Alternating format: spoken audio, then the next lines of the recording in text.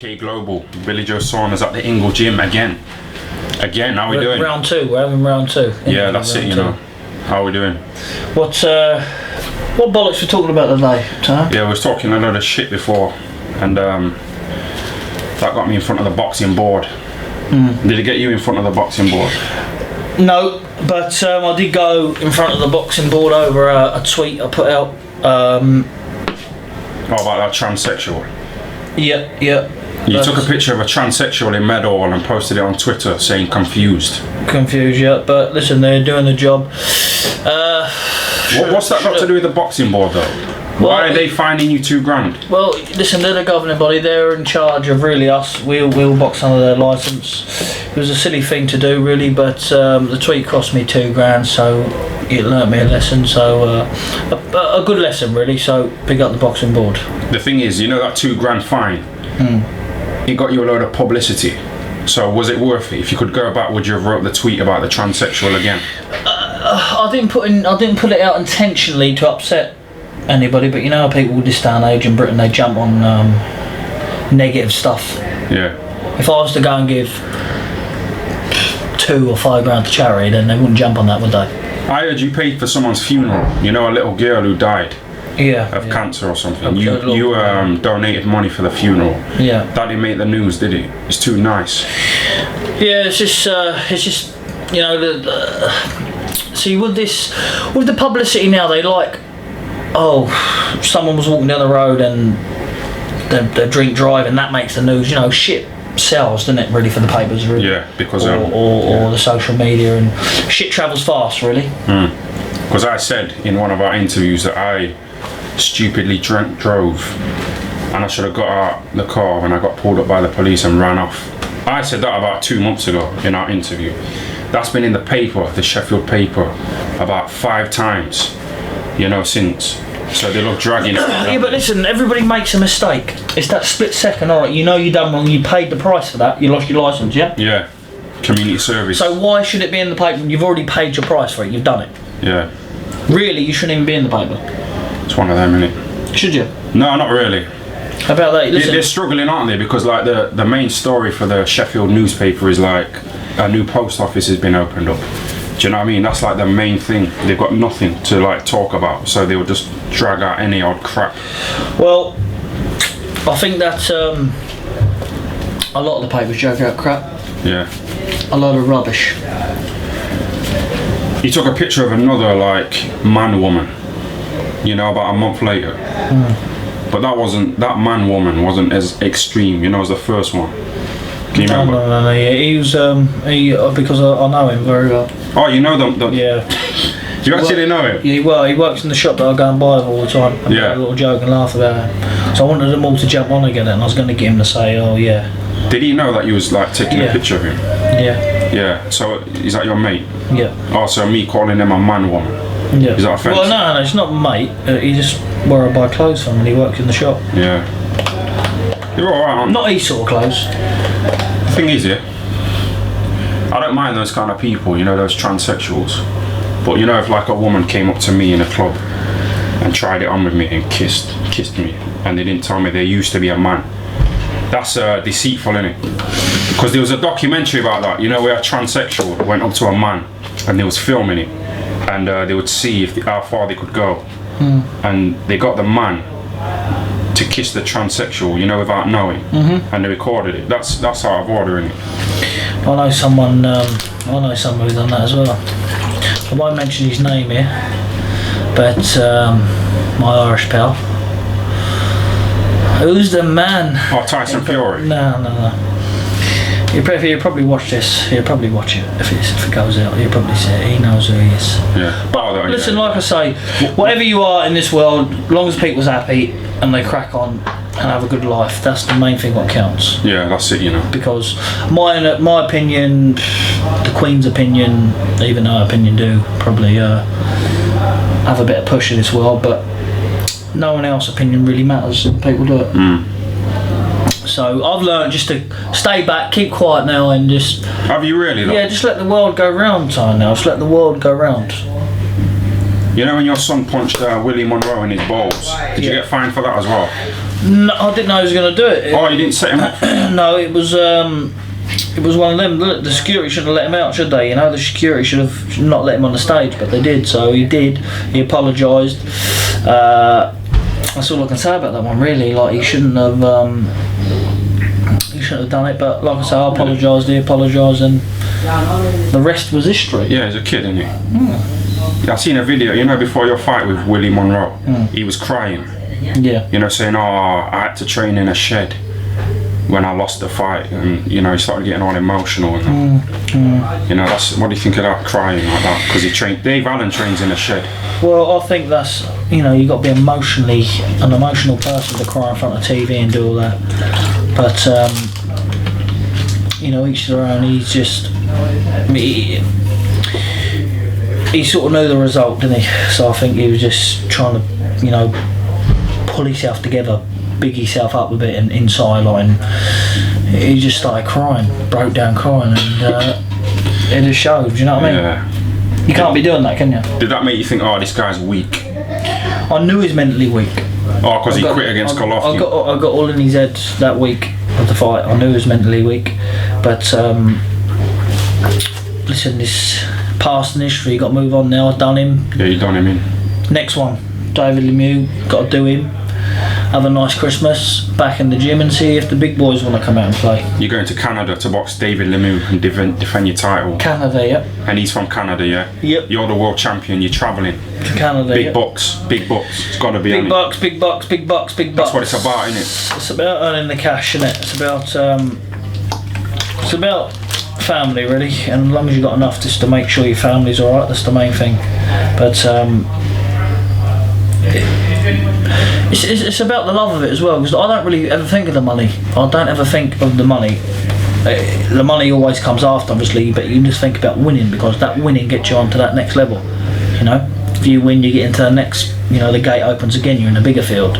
Win again, the gate opens again, and you know, if you can keep them gates opening, then you know, good things can only come. You know, you talk about the buzz of winning.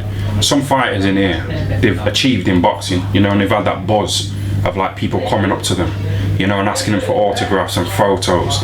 Now they've retired, they're no longer champion, they've been beat, they're not no one's interested in them anymore, so they crave that attention. But it's gone, hasn't it? Times go on time. You can't be hanging around, you know, like trying to get that back, you know, putting up like posters of yourself, trying to get adulation still. It's gone, hasn't it? It's done. The way you got to look at it, time don't wait around for anybody, and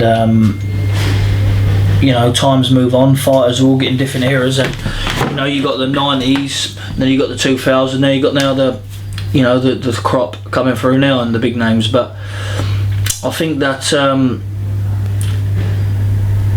if they haven't reached their full potential at that time, then I think that's the reason why they crave a bit more. That's the reason why you got to give it everything now.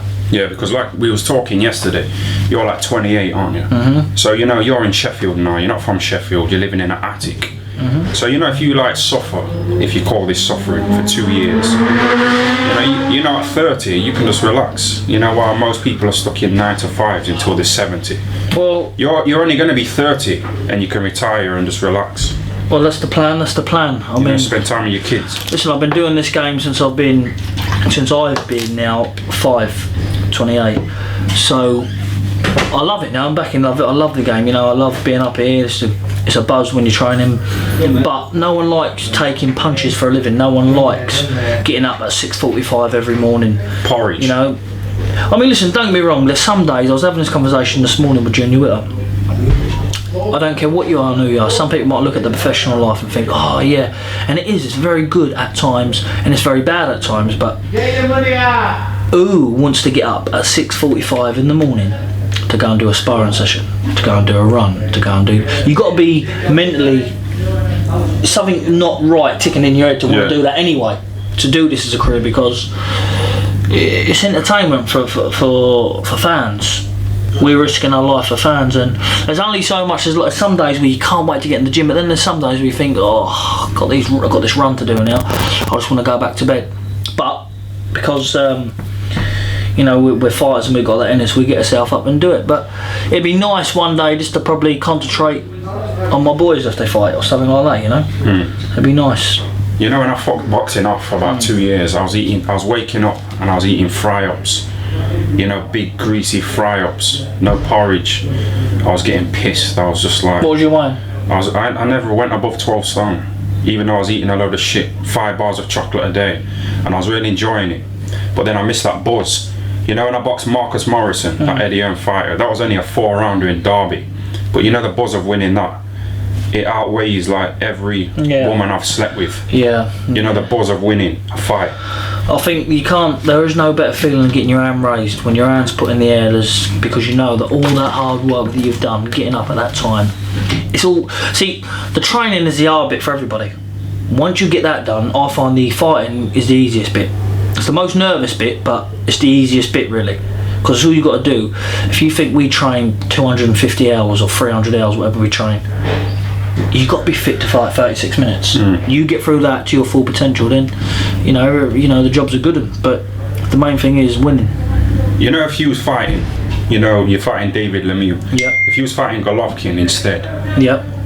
would you be able to sleep, you know, the night before? Would you be able to have a good night's sleep, or would you be thinking, I'm fighting Golovkin tomorrow? No, Do you take sleeping pills? I always struggle to sleep anyway night before a fight. But you know, the night before the fight, the weighing's done. That's off your head. You're fed up. You're hydrated. You're ready. You're relaxed. You're just laying in your room watching a bit of TV, and you just nod off. As soon as you wake up in the morning, it's there. It's in your stomach. You know that it's coming. You know that you're fighting. And I don't care what it is. I get nerves I get the same nerves. I don't get more nervous because I'm fighting him, or more nervous because I'm fighting him. If I was to box, I'm get the same nerves now than I did with Journeyman.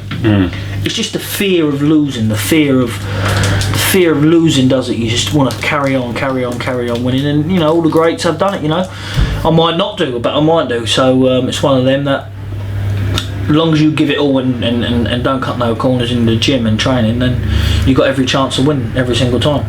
Was you nervous about fighting Lee Noble? Oh, yeah. Was you actually nervous about fighting Lee Noble? Lee Noble's good, isn't it? Yeah, man. Listen, he's not. People call him a journeyman, but you can't really call Lee Noble a journeyman. You know, he's been on some shows and caused some major upsets and got some draws where he should have won. Yeah, but this shows what sort of character he is, though. You know, he beat cancer, back training and whatnot else. Then it's come back again now. And I went up and seen him in hospital, and he just didn't give a shit. No, you're like the man, aren't you, in here? No, you know you are. You know it, don't you? You and Kell Brook. Brendan Ingle. I wouldn't say I'm the man. No, you are. So, like, you know, talking to you in the gym is hard, because anywhere you go or anywhere Kel goes, there's like a load of people, you know, following you around the gym. So this is good. And I thought I got rid of them all by locking the door, but they managed to get in. Sneaking up, wondering what we're doing in here. They're waiting outside the room, you know, like trying to get all over you.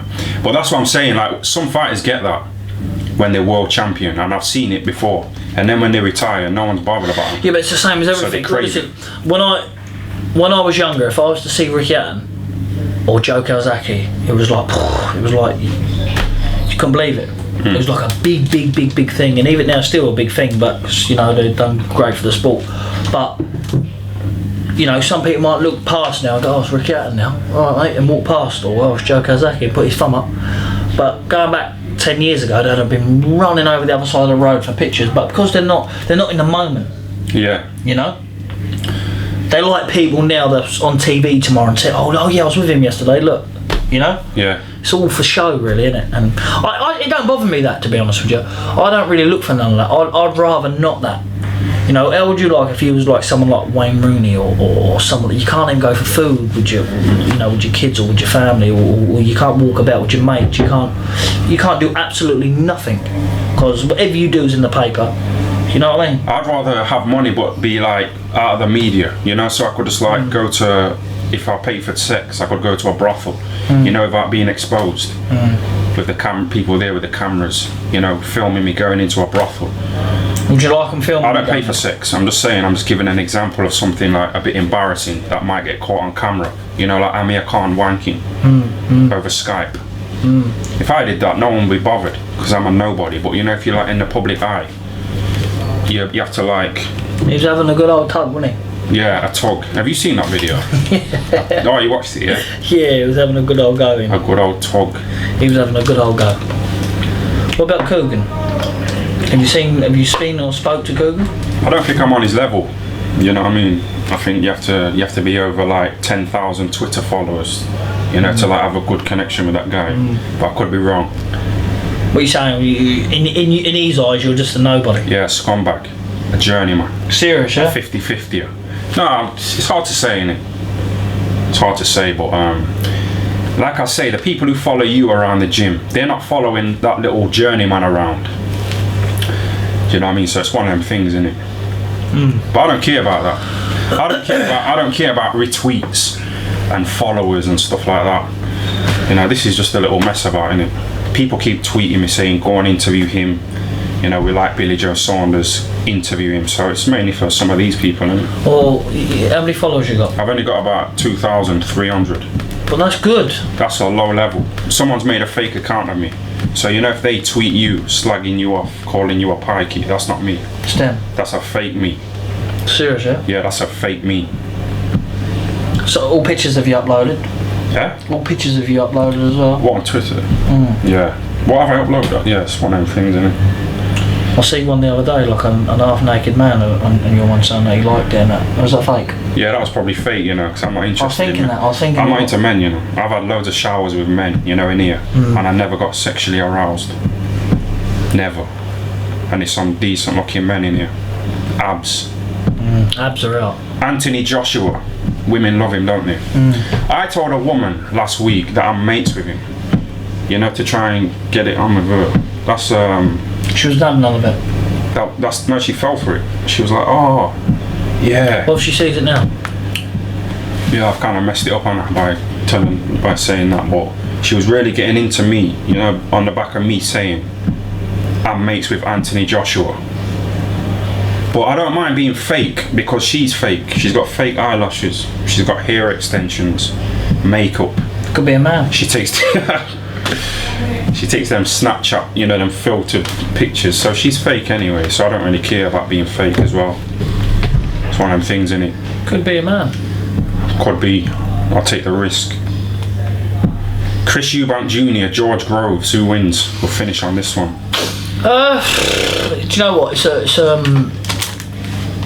It's a 50-50 because if Groves stands there and holds his feet and just goes like the fellow who boxed in Germany and then tries to hold his ground, Eubank likes that.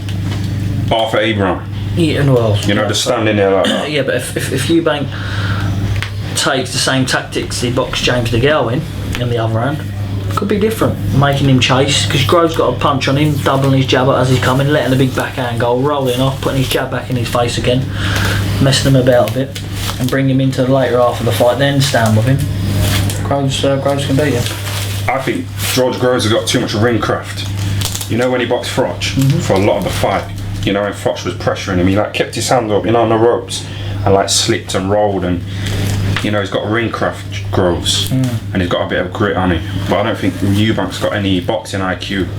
He has zero boxing at all. I mean, I watched somebody posted that my fight with him on YouTube, you know, the full fight, because Channel 5 only shown the last 2 rounds, you know, his best rounds. So somebody put the whole fight up, and you know, his ring craft's not good at all, and that's just, you know, against me. So against people like you and Groves, you know, he struggled, wouldn't he? Boxers, he struggles with boxers. If Groves can bring 60% boxing and 40% fight, he wins. We will see. He wins. Is it your porridge time? My porridge time, my food's waiting. I appreciate that, you know. I'll let you go. So I'm gonna go and get my food. Big steak tonight I'm having. A steak. Nice one, man. Thanks for that. Good man, thank you very much. Tomorrow, yeah? Tomato.